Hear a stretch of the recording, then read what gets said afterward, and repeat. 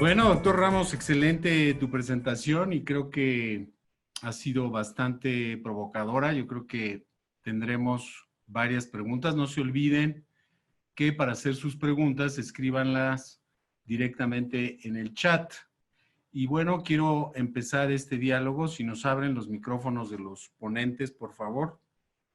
Quiero empezar con José María. José María, nos presentaste tu experiencia limitada en esta fase de la pandemia y observamos que la mayoría de tus casos de manometría son por disfagia, seguramente tienes casos de acalasia, tienes un dolor torácico y reflujo refractario. ¿Alguna otra indicación no postergable de estudios de manometría que quieras comentar?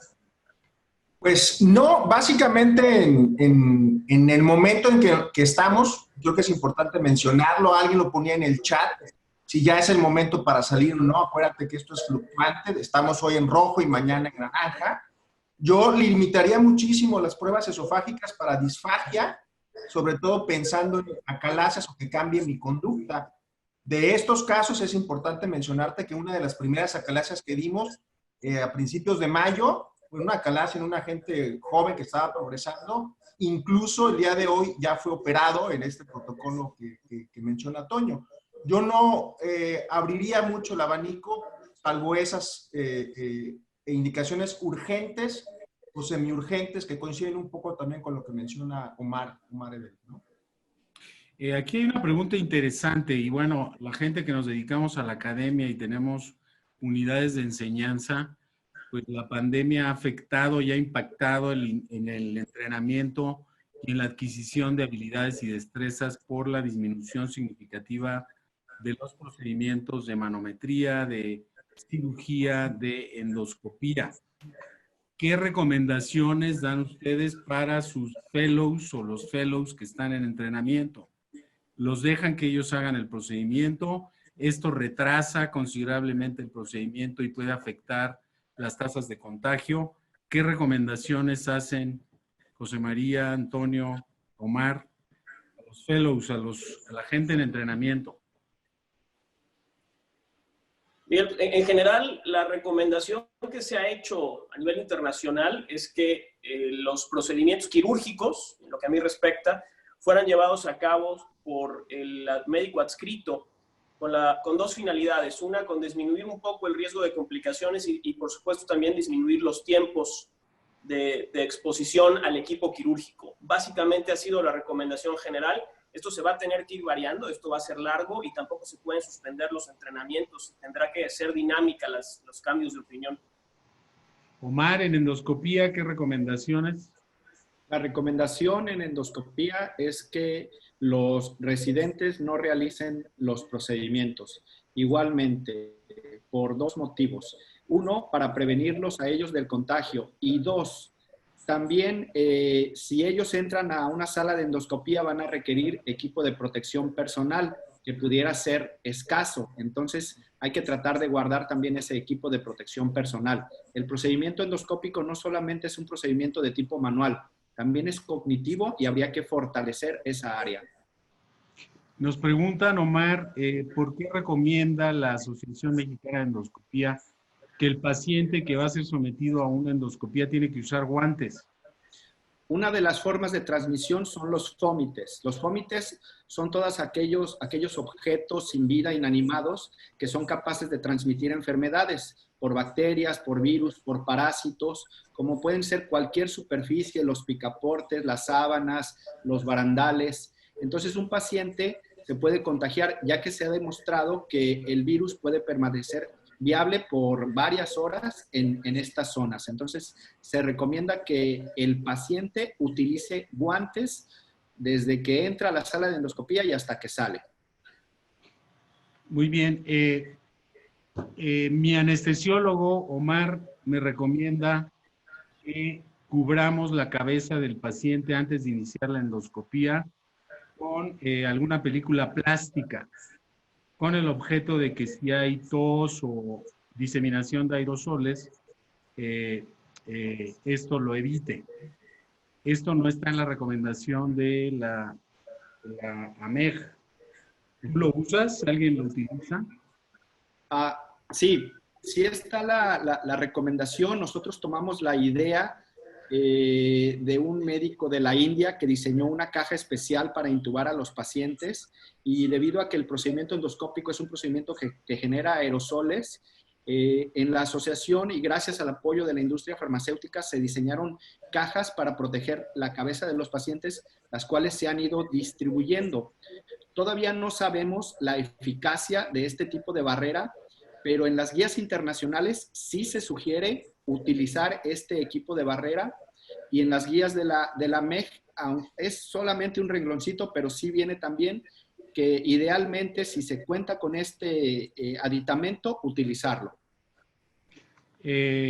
Toño, me llamó la atención en tu plática que mencionas que diseñaron un nuevo consentimiento informado a los pacientes que van a ser sometidos a cirugía. ¿En qué consiste este nuevo consentimiento informado? Pues básicamente el agregar la mención sobre complicaciones relacionadas a COVID y entender que tenemos un nuevo riesgo que es muy diferente al que era antes de la pandemia. El hecho de que va a haber un aumento significativo en las complicaciones pulmonares potencial en estos pacientes, incluso en el riesgo de muerte, nos tiene que llevar a ajustar nuestros consentimientos y a poder platicar de manera muy franca con los familiares de que el riesgo incluso de una infección nosocomial por COVID existe. Hay que entender que 40% de las infecciones son asintomáticas, y por más que intentemos hacer que nuestro personal esté haciéndosele hisopados continuos, podemos en algún momento tener este tipo de riesgos que debe de constar. Creo que eso aplica a los estudios de motilidad y de endoscopía. ¿No lo creen, José María y Omar? ¿De cambiar el consentimiento informado en este sentido? Sí, claro, en definitiva sí. También en endoscopía se sugiere agregar el apartado de el riesgo que puede tener el paciente de contagiarse al ingresar a una unidad de endoscopía. Así es. Nos preguntan si utilizar povidona o en colutorio o spray o en gotas nasales sirve como profilaxis en estudios de manometría o de panendoscopía. Me imagino que es una sugerencia, yo no he leído nada al respecto. ¿Alguien lo recomendaría? En manometría no hay ninguna evidencia. Por ahí en alguna de las guías, me parece que en el grupo europeo lo dan como una recomendación, pero la evidencia más sólida es el equipo de protección personal. Incluso es muy parecido en endoscopía a lo que se sugiere en manometría. Quitar el cubrebocas al paciente hasta el momento de canular, y lo más corto que se pueda hacer el estudio, mejor, ¿no? Doctor Ramos, llama la atención que el Hospital Español de Veracruz ya tiene presión negativa en todos sus quirófanos. ¿Cómo lo hicieron? ¿Es complicado? ¿Es costoso? ¿En qué consiste? ¿Lo debemos de adoptar en todos los hospitales en México? ¿Es una medida con evidencia científica de que previene los contagios? Yo creo que como todo, hay poca evidencia de qué previene y qué no previene. Sin embargo, las experiencias previas con SARS y con MERS tomaron en cuenta la necesidad de convertir los quirófanos y las habitaciones de los pacientes, los lugares donde hay generación de aerosoles, en cuartos de presión negativa. Nosotros lo hicimos muy fácil. Lo que se hace simple y sencillamente es poner un extractor de aire conectado a filtros HEPA que permita tener suficientes cambios de volumen de la habitación, en este caso el quirófano, pero podría ser una unidad de terapia intensiva, el pasillo, y que tenga diferente presión de la parte externa. Esto permite que al hacer los cambios del volumen de aire de la habitación, el riesgo de que existan material aerosolizado o que haya riesgo de contaminación cruzada sea menor. Lo que se recomienda es que sean 12 cambios de volumen, y con esto por hora, y con esto se consigue que en 30 minutos la disminución de partículas sea mayor del 99.9%. Se hace, insisto, muy fácil, es una extracción de aire. oía yo precisamente una conferencia de Paul Farmer, que es un agente que sabe mucho de salud global, que él decía que puede ser tan sencillo como hacer un hoyo en la pared y poner un ventilador al revés. Pero bueno, se puede hacer de manera más sofisticada. Ok. Me imagino que el costo de hacer un hospital diferenciado o híbrido, tener una unidad COVID y otra no COVID, incrementa significativamente los costos y me imagino que la logística de administración de los dos hospitales diferenciados se complica. En tu experiencia, ¿qué ha resultado? ¿Tú crees que eso se puede implementar en todos los hospitales gubernamentales? Yo creo que es importante intentarlo. Así vamos a estar trabajando y los otros problemas no se detienen. Si no entendemos que se tiene que hacer esta diferenciación, vamos a tener muchos problemas continuamente. El problema sí es definitivamente la logística es importante. Nosotros hemos crecido el volumen de nuestra planta de trabajo de manera significativa. Hemos crecido casi en un 25% el volumen de empleados que teníamos antes de la pandemia, específicamente en enfermería ha sido el aumento más importante. Y una de las cosas que se tiene que tomar en cuenta es que debe uno de pedir que los enfermeros y médicos del área COVID no convivan con los que están en el área no COVID. De repente nos hemos encontrado brotes nosocomiales porque se juntaron a comer afuera del hospital. Entonces, este tipo de riesgos es algo con lo que vamos a vivir constantemente y se tiene que tomar en cuenta. Los equipos de luz ultravioleta y de ozono están recomendados en los 3 tipos de procedimientos. Me refiero al uso de luz ultravioleta y a equipos de ozonización. ¿Alguien tiene alguna comentario al respecto? Bueno, nosotros, adelante Omar primero. En relación con el uso de luz ultravioleta, se recomienda para higienizar o desinfectar probablemente equipo de protección personal, pero dentro de la sala de endoscopía no conozco algo que diga que se puede utilizar para prevenir esta situación. Nosotros ya adquirimos un equipo de luz ultravioleta, el cual utilizamos para la desinfección de quirófanos y áreas de los pacientes. Son equipos móviles que tienen un sistema de encendido a distancia y estamos en este momento ya utilizándolos y hemos hecho pruebas que me han parecido a mí muy interesantes porque las colocamos dentro de las áreas, tomamos hisopados de superficie previo a la activación del equipo y tomamos hisopados posterior a la activación del equipo y hemos encontrado diferencias importantes en cuanto a disminución de flora, por lo menos bacteriana, pero existe evidencia de que desde el punto de vista de la disminución del riesgo de SARS-CoV-2 es también importante. José Moría, hay varias preguntas sobre pruebas de aliento. Sí. Nos dijiste que pues generalmente no hay ninguna urgencia para hacer una prueba de aliento y son generadores de aerosoles y son de alto riesgo. Pero ¿alguna consideración respecto a una prueba de aliento no postergable? Y si se debe, ¿cuál es tu orientación respecto a la desinfección de los equipos que miden el hidrógeno, el CO2, el metano, etcétera? Fíjate que esa es una pregunta interesante. Por ahí alguna de las gentes nos pregunta mucho pruebas de aliento, pensando en pruebas de aliento para el Helicobacter.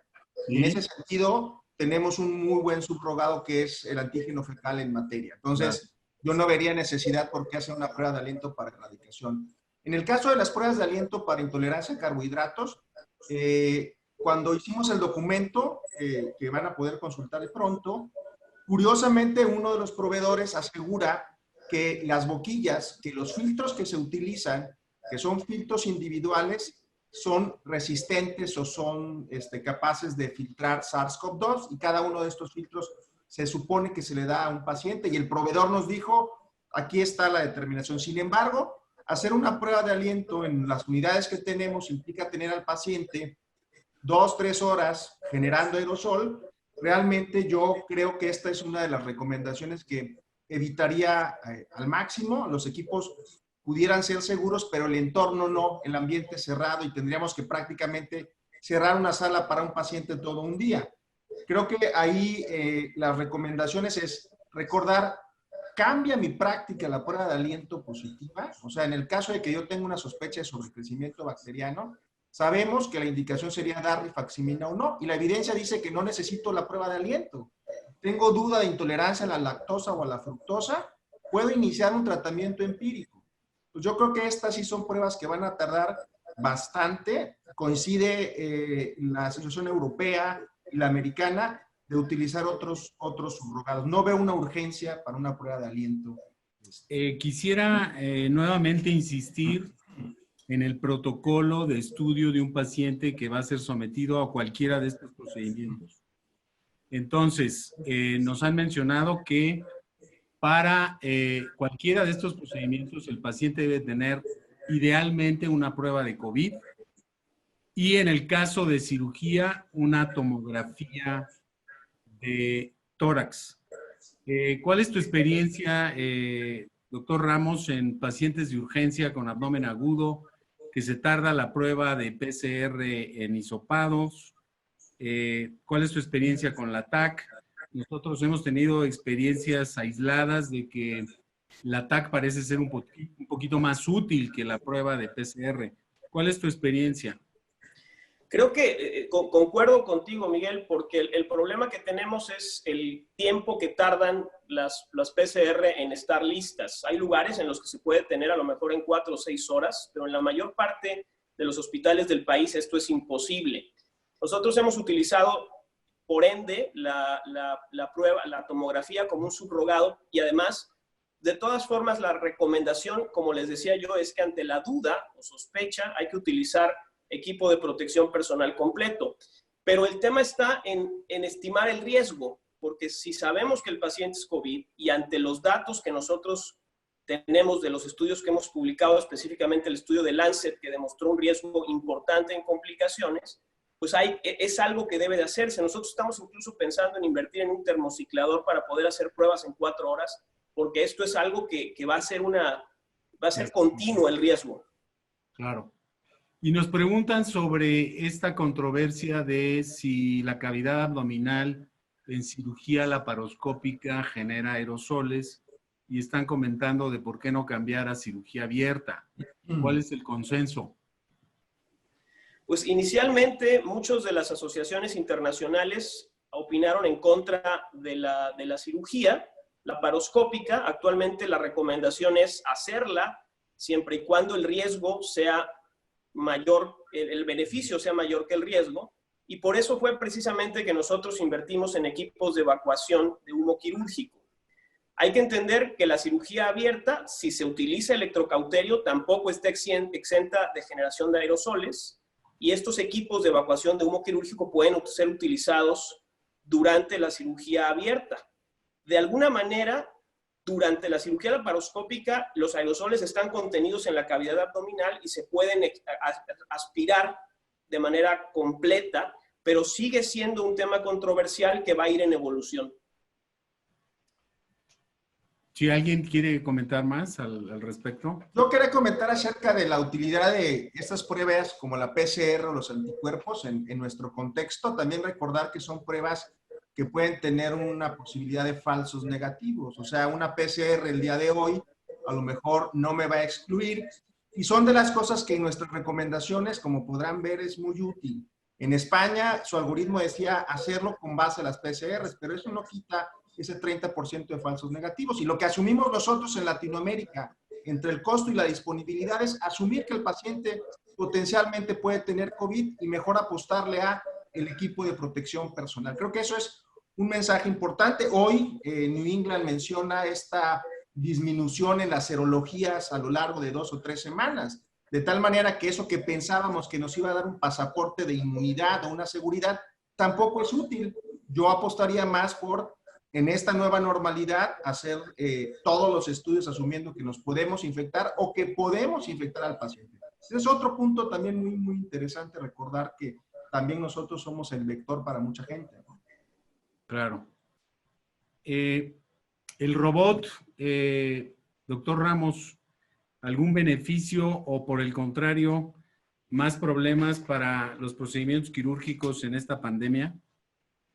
De entrada, el robot no ha sido, en mi opinión, no ha demostrado el que disminuya realmente el riesgo o los riesgos en los pacientes. Aquí, en teoría, podría uno pensar que si uno tuviera la consola en un quirófano aparte, pues el equipo quirúrgico podría tener un riesgo menor, pero no es totalmente cierto debido a que se tiene que tener personal dentro del área de quirófano, debido a que el anestesiólogo tiene que estar ahí. Entonces, yo no veo el robot como una solución específica en esto, además de no ser una realidad para la mayor parte de nuestros hospitales.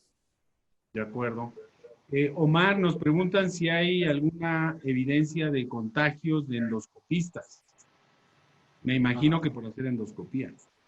¿Tienes algún dato como en la sociedad?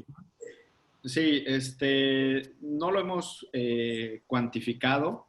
Tenemos una encuesta proyectada del riesgo, de la prevalencia o la incidencia de contagios entre endoscopistas. Personalmente, yo sí he sabido de varios casos de varios endoscopistas en el país que se han contagiado.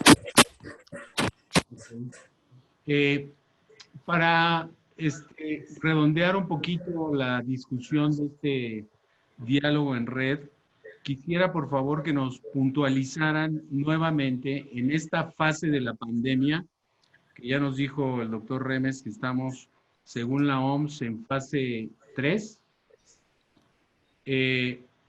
¿Es recomendable ya reanudar nuestra práctica clínica? Por supuesto, a un volumen menor, pero ¿cuáles son las consideraciones que ustedes recomendarían a nuestra audiencia, que ya son 206 personas, respecto a estudios de motilidad? José María.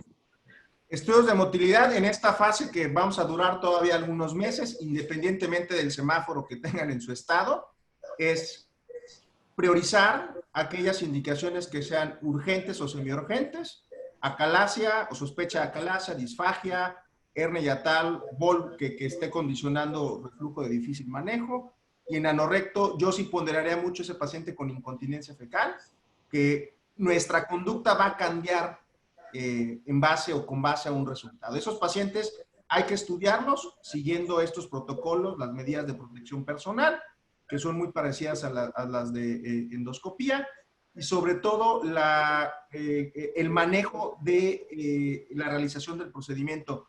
No lo menciono, pero no es muy diferente lo que se hace en endoscopía. Un paciente, una sala, poco personal, personal capacitado, hacer los protocolos exprofesos. Alguien preguntaba, ¿hacemos pruebas de provocación? ¿Hacemos un protocolo extendido? No, lo suficiente para que demos un diagnóstico, y si ese diagnóstico va a cambiar el tratamiento del paciente. Si no va a cambiar, como en el caso de las pruebas de aliento, creo que la seguridad es primero.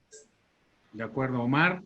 Si nos puedes recordar, por favor, los estudios no postergables, los postergables y los que no son necesarios en esta fase de la pandemia. No estoy seguro si todos en México estamos siguiendo estas guías. ¿Cuál es tu consejo, por favor? Sí, gracias, doctor. Nuestra prioridad es garantizar la seguridad del paciente y del personal de salud. Estamos todavía en fase 3, en una fase de transmisión local. Hay muchos pacientes que son asintomáticos, hay otros pacientes que son presintomáticos y ambos tienen riesgo de contagiar a otras personas. Debemos asumir que todos los pacientes son potencialmente contagiosos. No nos debemos basar en las pruebas de PCR, coincido con José María, debido a la posibilidad de falsos negativos. Debemos basar nuestra práctica en el uso adecuado y correcto del equipo de protección personal. Los estudios endoscópicos los clasificamos en 3 categorías. Urgentes, aquellos en donde si no se realiza se pone en riesgo la vida del paciente, una hemorragia de tubo digestivo, una obstrucción esofágica aguda, una obstrucción de la vía biliar, por ejemplo. Y de los selectivos tenemos los postergables, que son aquellos, por ejemplo, de tamizaje en pacientes asintomáticos, y los no postergables, aquellos que tienen riesgo de que la enfermedad progrese o cuando sospechamos porque hay síntomas sugestivos de cáncer, de alguna neoplasia. Y bueno, hay que verificar el uso correcto y adecuado del equipo de protección personal. Y finalmente, no olvidar el seguimiento del paciente. Hay que estar en contacto con el paciente o con los familiares entre 7 y 14 días después. Tenemos que verificar la salud del paciente después del procedimiento endoscópico, lo cual nos ayudará a nosotros a vigilar posibles contactos en caso de que algún paciente se le hizo una endoscopía cuando estaba en una etapa presintomática, por ejemplo. Bien. Toño Ramos, tus consideraciones finales en cirugía. Pues creo que es un momento de priorizar muy bien las cosas. Esto va a llevar a una manera de valorar diferente nuestros procedimientos invasivos.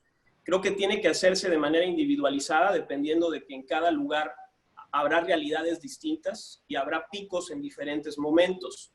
Vamos a tener un periodo en el que va a haber seguramente subidas y bajadas y estaremos haciendo probablemente aperturas y cierres de nuestros diferentes sistemas.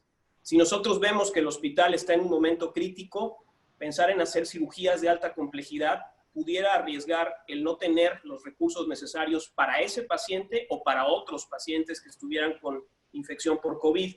Hay diferentes scores que se pueden utilizar para poder seleccionar cuáles son los casos. Uno publicado por la Universidad de Chicago en el Journal of the American College of Surgeons, que valora diferentes características del procedimiento, del paciente, el sitio anatómico donde se va a llevar a cabo la cirugía, el riesgo de esperar en hacer la cirugía semanas después, y todo esto se puede tomar en cuenta dentro de lo que nosotros proponemos en nuestro grupo como cirugía de alto valor. Yo no vería, evidentemente, una urgencia en una cirugía plástica, pero sé que puede uno generar incomodidades en las personas que pues su vida depende de ello, y por ello me refiero pues a los cirujanos que viven de esto, que es entendible que es un conflicto, pero bueno, estamos ante un problema grave, ante una emergencia de salud pública, y tenemos que priorizar y darle valor a lo que necesita tener valor en este momento. Bueno, yo creo que estamos sobre el tiempo. Ha sido un diálogo extraordinariamente útil. Gracias a todos por su participación y por sus preguntas. Si alguna de sus preguntas no quedó resuelta, por favor envíenla al correo de la asociación y ahí trataremos de resolverla. Y no me queda más que agradecerle a José María Remes, a Antonio Ramos y a Omar Trujillo su participación. Y bueno, el mensaje final es, pues esto todavía no se acaba. Yo creo que a diferencia de los mensajes gubernamentales, estamos todavía en una situación crítica, en una fase 3 de alta contagiosidad, y por lo tanto debemos de seguir estas guías que se nos han presentado, tanto en motilidad, en endoscopía y en cirugía. El día de mañana estará en la página de la asociación la publicación que se hizo de la Sociedad Latinoamericana de Neurogastroenterología para la realización segura de estudios de motilidad. Entonces la podrán ustedes consultar el día de mañana. Y bueno, agradecer a Miramar por su apoyo técnico en este diálogo en red, y los esperamos la próxima semana, el mismo miércoles a la misma hora, en donde tenemos un diálogo en red muy interesante sobre novedades en el tratamiento de la náusea y el vómito. Muchísimas gracias. Por favor, cuídense y sigan las recomendaciones que hemos tratado en este diálogo en red. Muchísimas gracias y buenas noches a todos.